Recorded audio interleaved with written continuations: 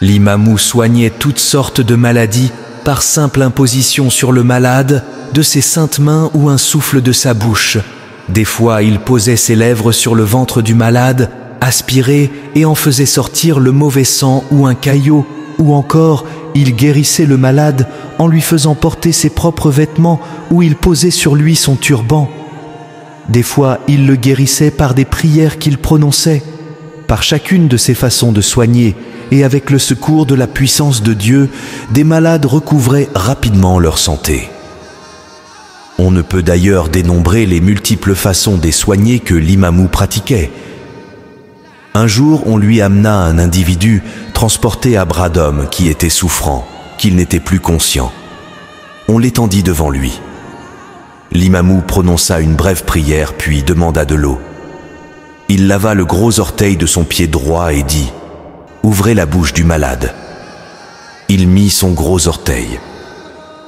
Le malade cessa de bouger, s'endormit quelques instants, puis se releva et demanda « Qui m'a amené ici ?»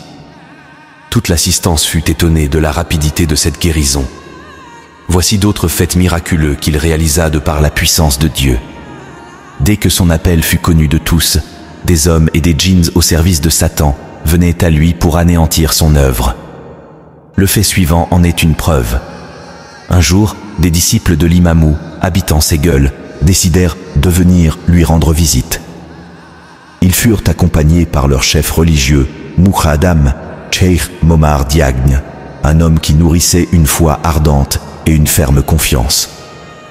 Ils rencontrèrent en chemin un homme de grande taille, appartenant à une ethnie différente de celle des Bolofs.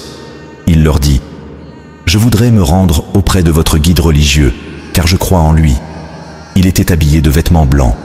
Les disciples crurent qu'il était un homme vertueux, alors qu'il n'était autre qu'un personnage satanique. Ils pénétrèrent avec lui chez Seydina l'imamou le soir après le crépuscule et échangèrent des salutations avec lui. Seydina l'imamou déclara alors secrètement à quelques-uns des disciples que personne ne s'approche de cet individu.